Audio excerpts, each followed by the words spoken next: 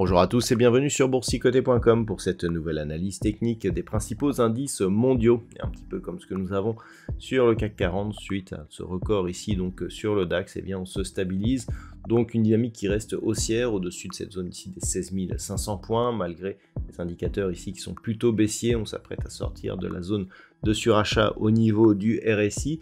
Eh bien on sent ici que l'on est sur une phase de dynamique de consolidation horizontale. Là aussi il semblerait que l'on soit déjà dans la trêve des confiseurs, peu de volatilité, peu de volume et des cours qui restent ici suspendus. On pourrait finir l'année ici sur ces niveaux. En tout cas on restera sur un biais prioritairement haussier tant que l'on reste au-dessus des 16 500 points, sachant que nous sommes ici sur des niveaux historiques sur le DAX, puisque eh bien, la semaine dernière, nous avons eu un nouveau record donc sur l'indice allemand. Et c'est quasiment le même constat sur l'Eurostoxx 50 qui a validé une rupture ici de cette zone des 4410 points. Là aussi, nous sommes sur des nouveaux records, puisque cette zone des 4410 représentait la résistance liée justement au précédent record. On avait eu ici ce record donc, qui nous avait ramené sur des niveaux qui s'étaient rapprochés donc, des 4500 points. Donc globalement, on reste sur une dynamique haussière. On voit on est bien au-dessus de cette moyenne mobile 20 exponentielle. Les indicateurs nous indiquent des divergences baissières. On a un signal de sortie de la zone de surachat de la part du RSI. Donc attention ici à un éventuel mouvement de consolidation.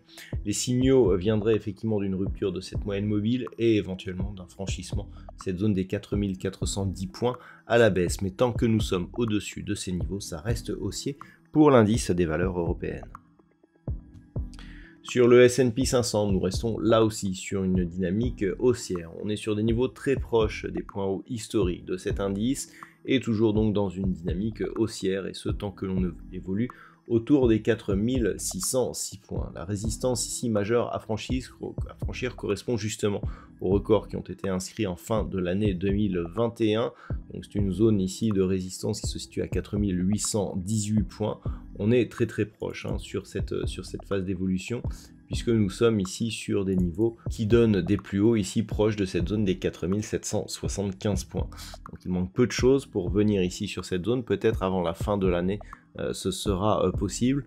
En attendant, toujours est-il que l'on reste ici sur un biais haussier tant que l'on évolue au-dessus de cette zone des 4606 points et donc a fortiori au-dessus ici des moyennes mobiles 20 exponentielles qui continuent à monter ici en direction de la prochaine zone de résistance. Donc on reste fortement haussier sur l'indice élargi des valeurs américaines.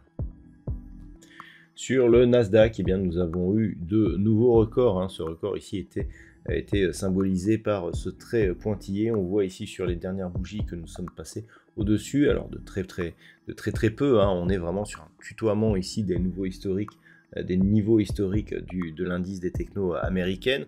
Au niveau de la tendance, on est donc sur une dynamique qui est haussière et surtout lorsque l'on considère ici que nous sommes au-dessus de cette zone des 16 600, le précédent record se trouvait à 16 764,90. On a légèrement dépassé ce niveau et donc on pourrait continuer à monter tout doucement dès la semaine prochaine. Les signaux de retournement interviendraient si on venait à casser ici cette zone des 15 800 points sur le Nasdaq.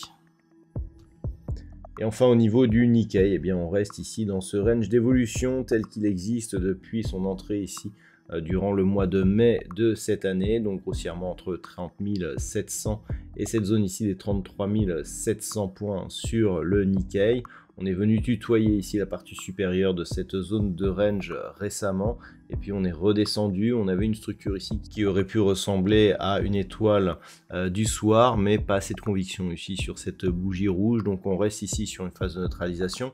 D'un point de vue court terme, c'est relativement neutre. On alterne les contacts ici entre bande de Bollinger supérieure, bande de Bollinger inférieure. On est quasiment revenu sur la bolle supérieure, mais on est revenu se positionner sur la moyenne mobile. Donc d'un point de vue court terme, ça reste, je dirais, totalement neutre.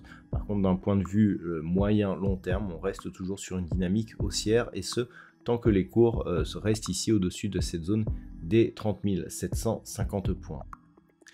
Voilà donc ce que l'on peut dire sur l'analyse de ces principaux actifs. Je vous souhaite de passer un très bon week-end, de bonnes fêtes de Noël. Et on se retrouve dès la semaine prochaine pour d'autres analyses techniques, toujours sur le site boursicoté.com.